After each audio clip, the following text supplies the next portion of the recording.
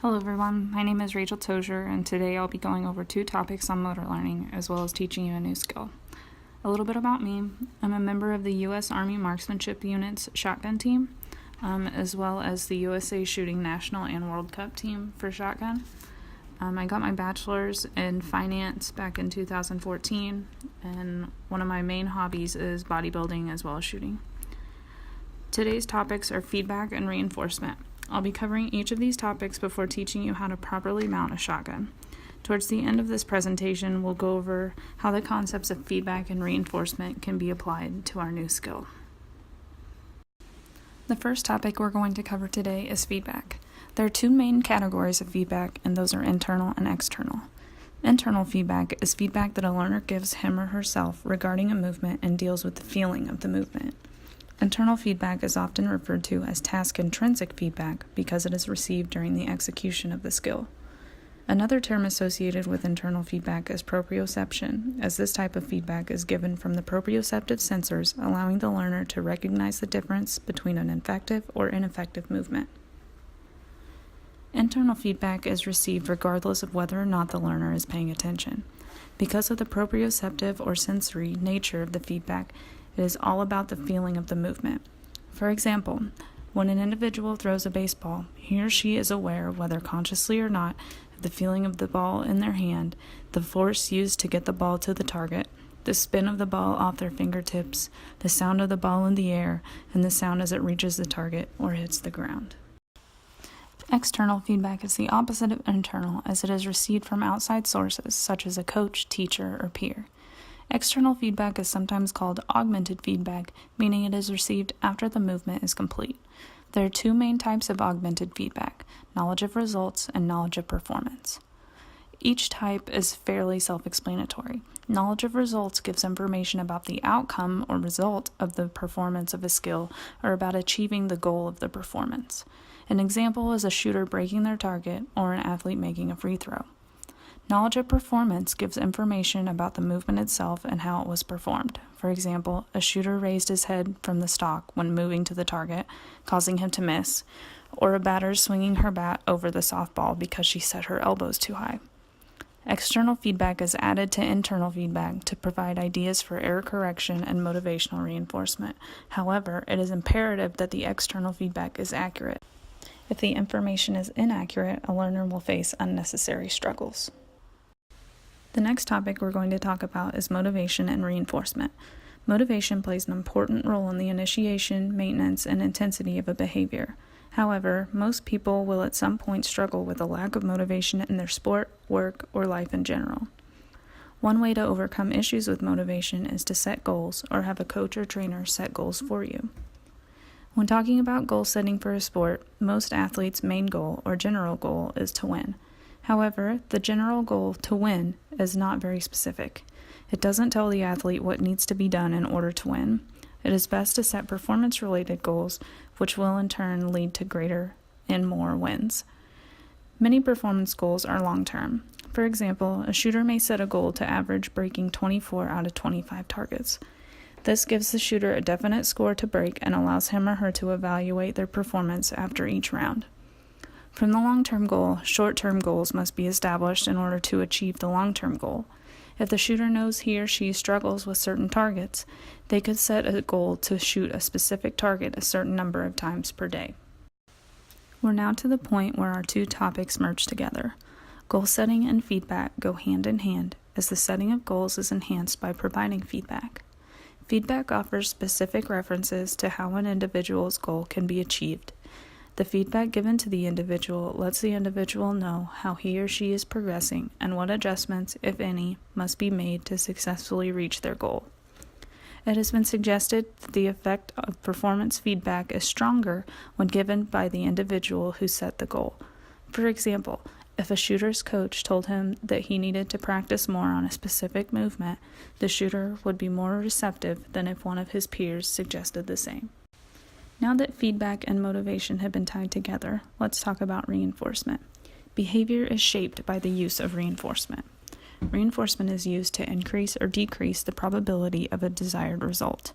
There are several types of reinforcement, but the two main categories we'll be discussing are positive and negative. Positive reinforcement is used to increase the probability of a desired response. Rewards are often associated with positive reinforcement. If a child uses his manners at school, a teacher may give the child a gold star or a piece of candy. By getting a reward, the child will be more likely to repeat this behavior. Negative reinforcement is used to discourage the occurrence of a behavior. Punishments are used to decrease the likelihood of a behavior. For example, if a child is teasing another child at school, a teacher may put the bad child in timeout or detention. By being punished, the child is unlikely to tease the other child again. Though my example of positive reinforcement suggests offering a tangible reward, a reinforcer may also be not receiving something. The bullying child, for example, received attention. A positive reinforcer for the other children who did not bully their peers was not getting detention. So before we move into learning how to mount a shotgun, let's go over the different components of the firearm. The shotgun I'll be using for today's demonstration is a Perazzi MX8 featuring a GPS stock.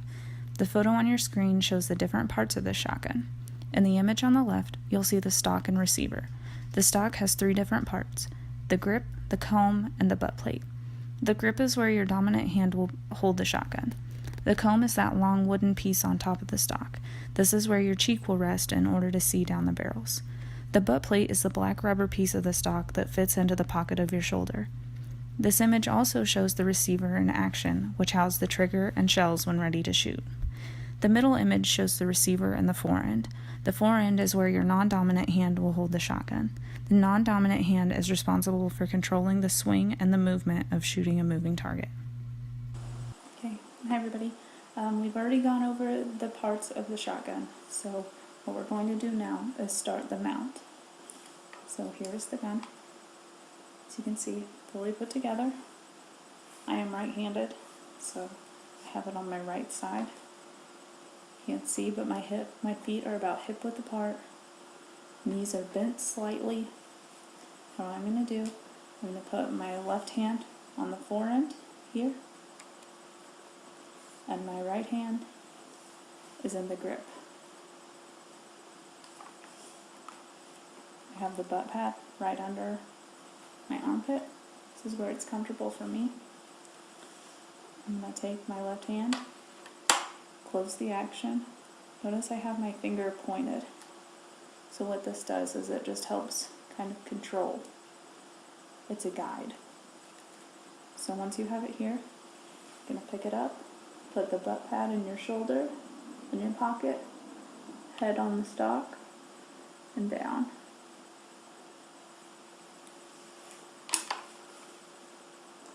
This is something that takes lots of practice to get used to. If you're not familiar with shooting shotguns, it is a different kind of feel. It's nothing like a rifle. So just do this a couple more times. Close. Butt pad in pocket. Head down. Gun down. And you should see a figure 8 in the beads. I'll do it from the other side now so you can see the stock go to my face.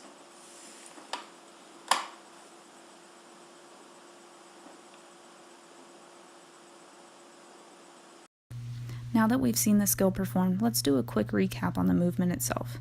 Step 1. Stand with your feet hip width apart and knees slightly bent. Step 2. Hold onto the shotgun with both hands. Place your non-dominant hand on the forend and dominant hand on the grip. Close the firearm by pushing up with your non-dominant hand while holding tightly onto the grip. Listen for the click of the stock. Step 3. Raise the stock into your shoulder pocket. Make sure it's a comfortable spot that's easy to find repeatedly so that the mount is consistent. Step 4. Lower your face onto the stock. Your face should be 3/4 of the way forward on the comb. Line up your eyes with the beads so that a clear figure 8 is visible. And the final step, lower the barrels to be parallel with the ground and bend slightly at the hips. We've gone over our motor learning topics and learned the skill, so now it's time to discuss how to apply our concepts of feedback and reinforcement. For feedback, we need to start by thinking about proprioception and that task intrinsic feedback we discussed earlier in the video. We've seen the movement and heard the noises associated with performing the skill. I recommend practicing the skill in front of a mirror and mimicking the movements I made during the demonstration. This is all using proprioception. So much of mounting a gun is about feel. Notice how the stock feels on your face, how the grip and forend feel in your hands, how the end of the stock feels on your shoulder. The most important part of practicing the mount is consistency and making sure it feels the same every time. By providing yourself with internal feedback, you'll be able to recognize which components of the mount feel incorrect and which were perfect. When you're with your coach, he or she will be able to provide you with external feedback. If you don't have a coach, you can find instructional videos and diagrams that explain proper gun mount. These are also effective means of external feedback. As far as motivation is concerned, start by setting goals for yourself or ask your coach to set some goals for you. Some simple goals to begin with are doing a prescribed number of mounts per training session or practicing in front of a mirror for a designated length of time. Reinforcers can be introduced by your coach, or you can offer yourself positive or negative reinforcement while training by yourself. A coach can give positive reinforcers in the form of encouraging words or a physical reward. Negative reinforcers could be required extra training or scolding. This concludes my presentation on feedback and reinforcement. I hope you've learned useful information for your next learning or coaching session. Even though I use mounting a shotgun for my skill, the concepts of feedback, motivation, and reinforcement can be applied to any and all skills and tasks. Thanks, and have a great day.